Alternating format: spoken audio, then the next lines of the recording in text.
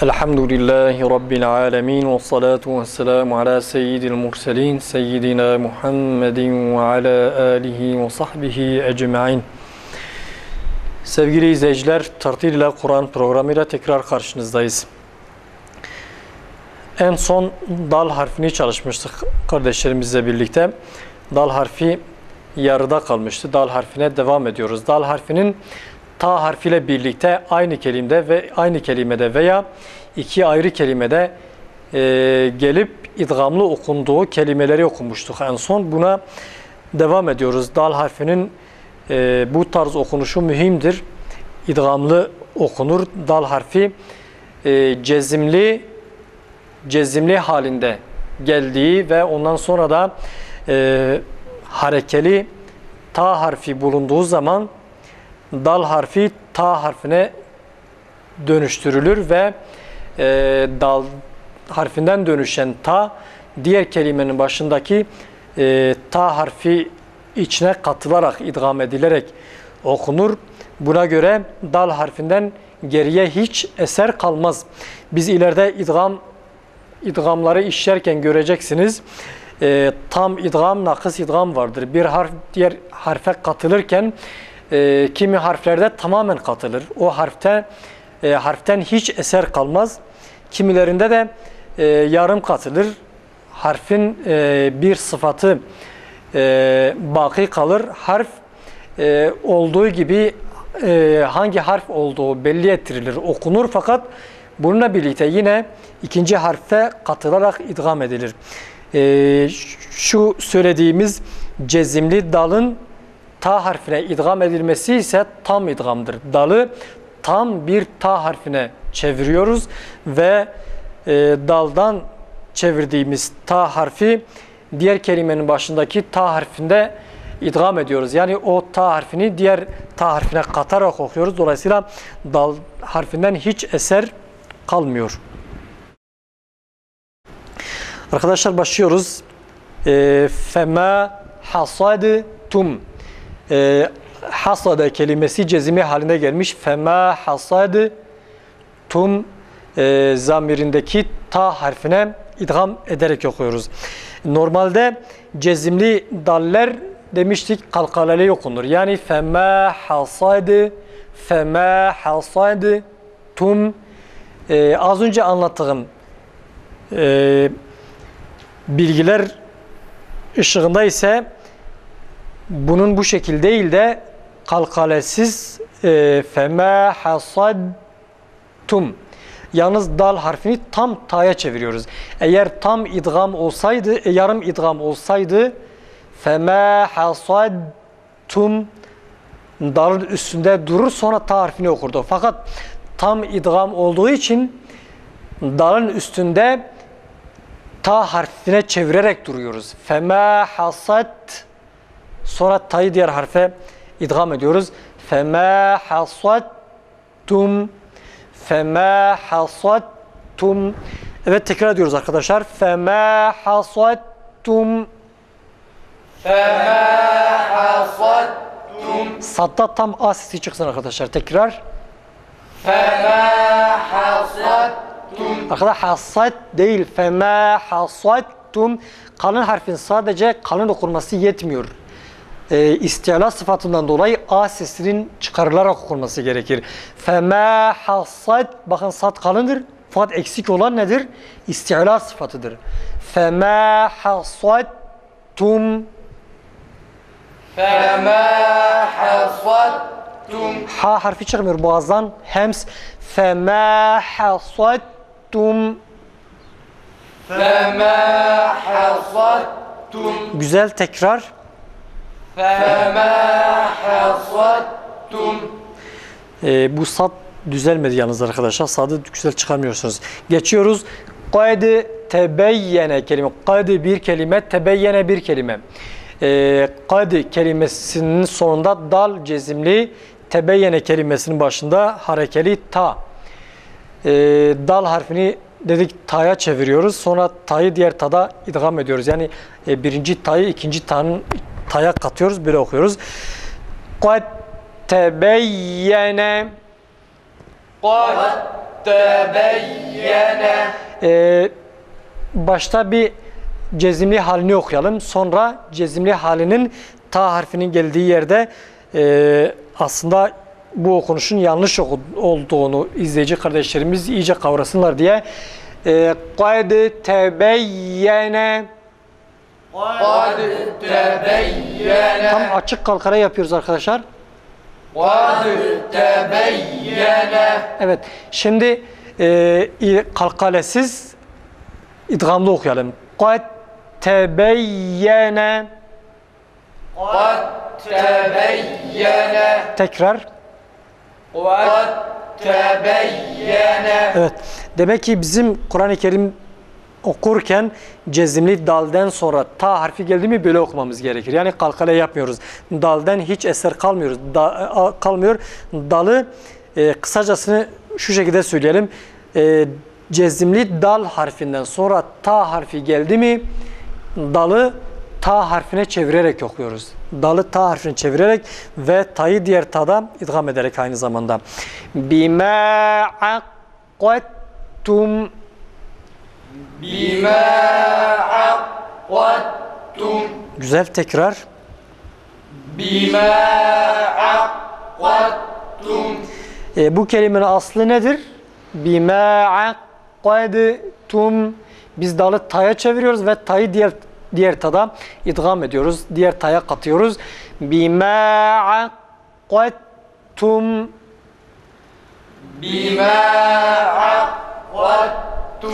Güzel geçiyoruz. Şimdi laqad kelimesinden sonra ta'lı bir kelime gelmiş. Teqatta'a. Laqad teqatta'a. Kalkaleli cezimli halinde kalkaleli dal harfini okuduğumuz zaman böyle okunur. Bir kalkaleli halini okuyalım arkadaşlar. Laqad teqatta'a. Laqad teqatta'a.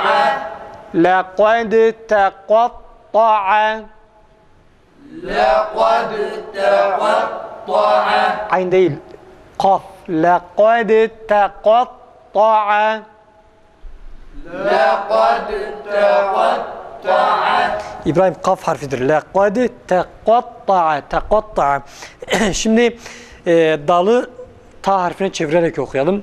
Yani demek istediğimiz normalde zahire göre böyledir. Dal harfinin laqad şeklinde okunması gerekir. Fakat ondan sonra ta harfi geldiği için idgam yapıyoruz. Kalkale yapmıyoruz. Laqad teqatta'a. Laqad teqatta'a. Güzel tekrar. Laqad teqatta'a. Dalı okumuyoruz. Dalı ta'ya çeviriyoruz. Laqad teqatta'a. Laqad teqatta'a. Birincisi ta, ortadaki ise ta'dır. Te, qat, ta'a. Laqad teqatta'a. Laqad teqatta'a. Güzel. Şimdi tevaadtum kelimesinde dalı ta harfine çevirerek okuyoruz. Tevaadtum kelimesinde dalı ta'ya çevirilir. Tevaadtum sonra ta'yı diğer ta'da ne yapıyoruz? İdgam ediyoruz. Birinci ta'yı ikinci ta'ya katarak okuyoruz. Tevaadtum. Tevaadtum. Wow, güzel çıksın arkadaşlar. Tekrar. Tevaadtum. Teva değil arkadaşlar. Tevaadtum. Tevaadtum. Tekrar vava dikkat edelim. Tevaadtum. Velev tevaadtum. Velev tevaadtum. Bir daha. Velev tevaadtum. Geçelim. Şehidtum kelimesinde şehid dalı kalkale yapmadan ta'ya çeviriyoruz. Şehidtum kelimesini şehittum dalı ta'ya çevirerek ve ta'yı da diğer ta'da idgam ederek okuyoruz. Şehittum. شهدتم Lime şehittum.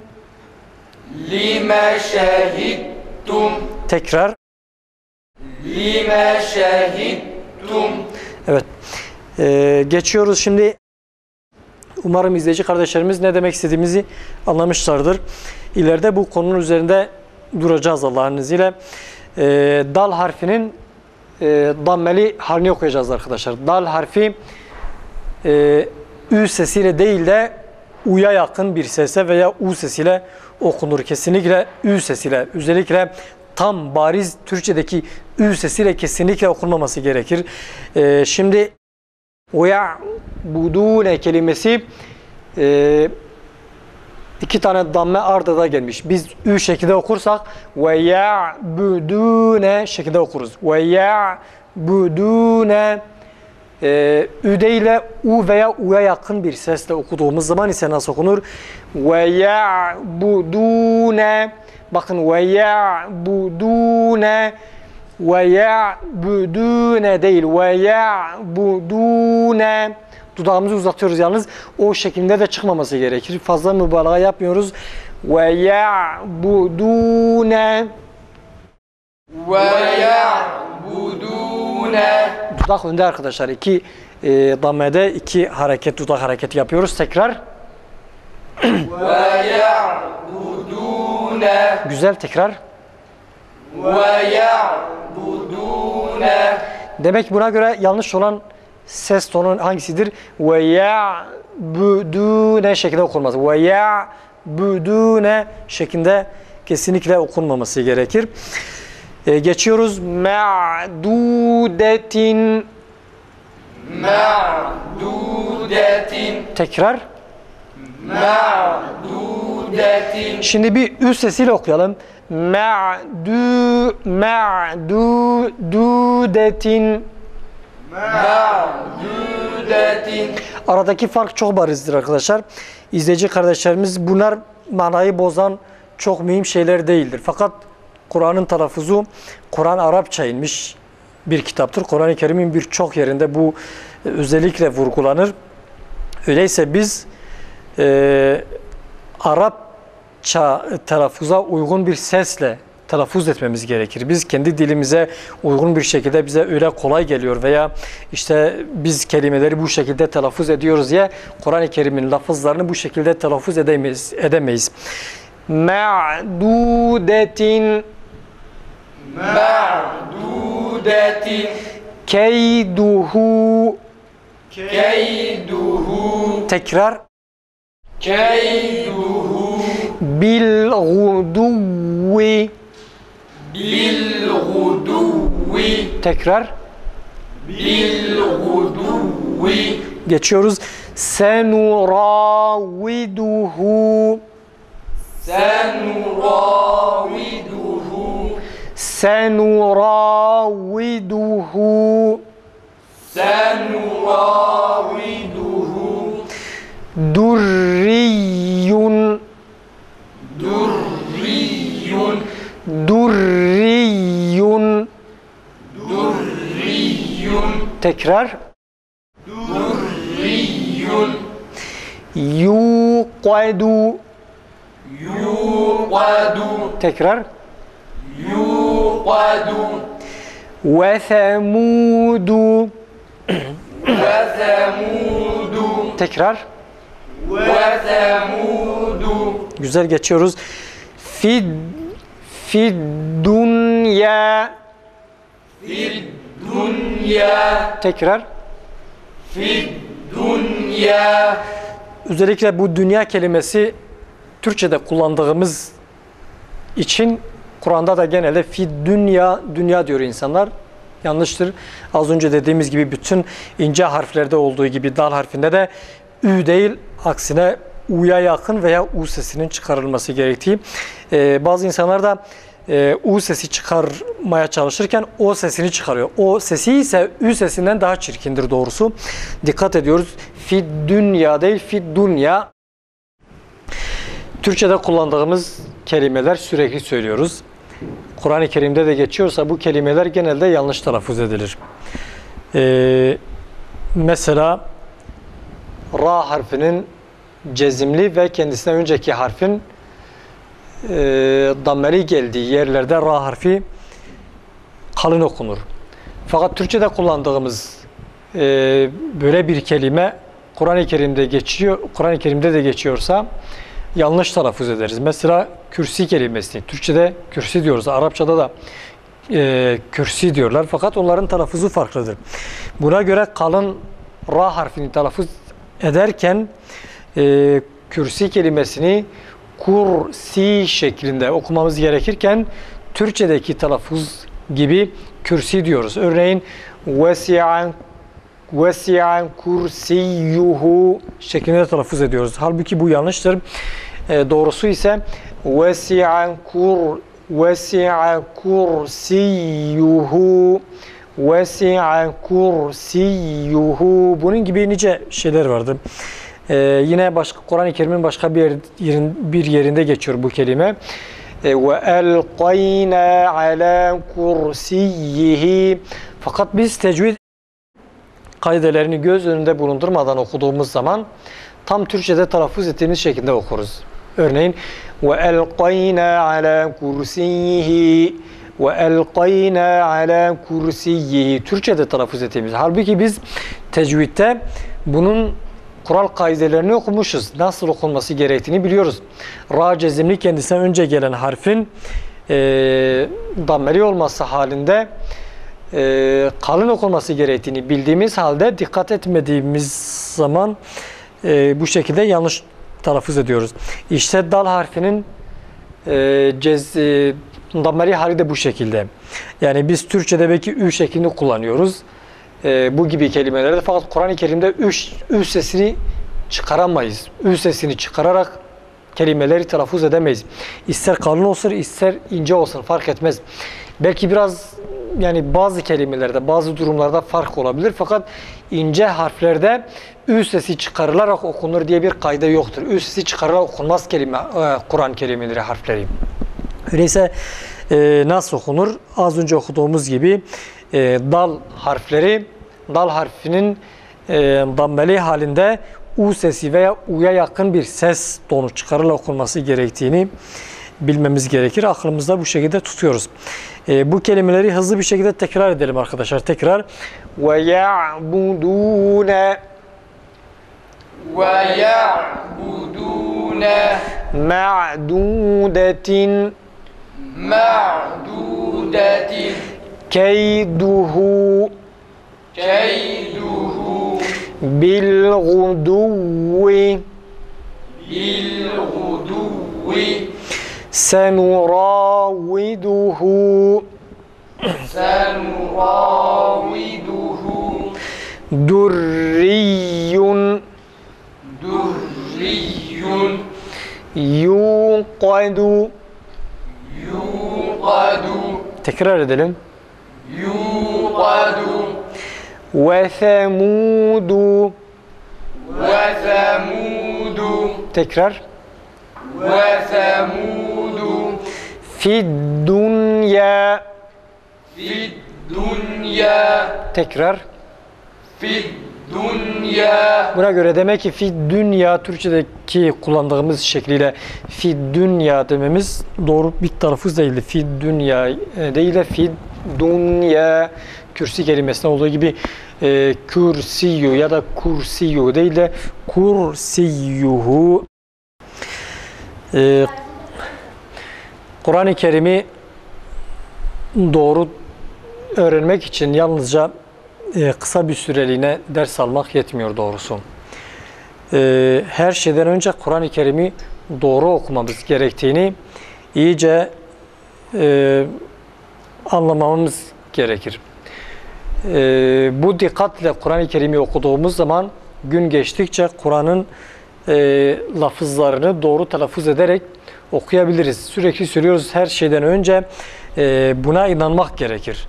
Kur'an-ı Kerim'i kesinlikle yanlış okumamalıyım şeklinde düşünmeliyiz. Böyle buna inanmalıyız.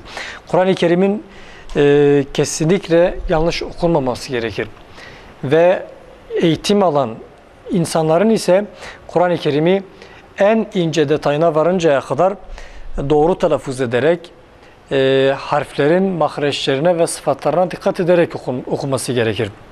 Biz Kur'an-ı Kerim'de Kur'an-ı Kerim konusunda tecvid ilminde ne kadar bilgi edinmişsek, hangi konuları öğrenmişsek o konuları biz hayatımız boyunca Kur'an-ı Kerim'i okurken uygulayarak okumamız gerekir. Çünkü Kur'an-ı Kerim'in bu şekilde okunması için bu ilmi öğrenilir. Aksi takdirde hiçbir anlamı kalmaz.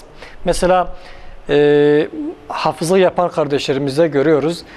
Biz aylarca ders veriyoruz, okuyoruz. Besmele'nin, Eûzu'nun nasıl çekilmesi gerektiği üzerinde duruyoruz. Besmele'yi düzeltmek için harflerin sıfatlarını, şeddeleri, kalın harfleri, ince harfleri, ses tonlarına dikkat ederek aylarca uzun bir süre bu kardeşlerle birlikte okuyoruz. Fakat ders sırası dışında herhangi bir zaman özellikle ezberlediği sayfayı hafızlar hocalarına dinletirken Besmele'yi tamamen ihmal ederek okurlar. Mesela adam şöyle okur. Besmele'yi çekerken dersini dinletmeden önce Besmele'yi çekiyor. Besmele'yi yalnız şu şekilde çekiyor. Bismillahirrahmanirrahim. Bu şekilde. Yani bu kesinlikle kabul edilir bir şey değildir. 2 ay, 3 ay hatta daha fazla bir zaman süresi boyunca biz ders alıyorsak, bu Besmele'yi düzeltmek için bu kadar çaba sarf ediyorsak, sonra da çıkıp işte bir sayfa Kur'an ezbere okumak için başta Besmele'yi çekerken Bismillahirrahmanirrahim şeklinde, hatta daha hızlı bir şekilde, kimisi de Bismillahirrahmanirrahim ondan sonra düzgün bir şekilde başlıyor okumaya. Mesela şöyle derler. Bismillahirrahmanirrahim.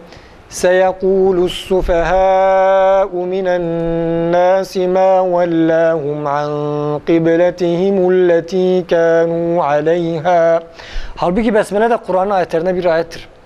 Besmele'yi bu şekilde düzgün çekerek, demek istediğim, biz bu ilmi öğrendikten, Kur'an-ı Kerim'in lafızlarını nasıl okumamız gerektiğini öğrendikten sonra Kur'an-ı Kerim'i hayatımız boyunca düzgün okumalıyız. Hatim okurken, cüz okurken işte hızlı bir şekilde daha erken bitirmek için hızlı okuyamayız, hızlı okumamalıyız. Daha önce söylemiştim, yarım saat veya 25 dakikadan erken okunan bir Kur'an-ı Kerim mutlaka yanlış okunuyor. Yani her harfin hakkı verilmiyor. Mahreçlerine ve sıfatlarına dikkat edilmiyor. Bu şekilde kısacası Kur'an'ın lafızlarını yavaş yavaş, ağır ağır üstünde dura dura okumamız gerekir. Evet, bugün de programımızın sonuna geldik sevgili izleyiciler. Başka bir programda buluşmak dileğiyle hepinizi Yüce Allah'a emanet ediyoruz. Esselamu Aleyküm ve Rahmetullahi ve Berekatuhu.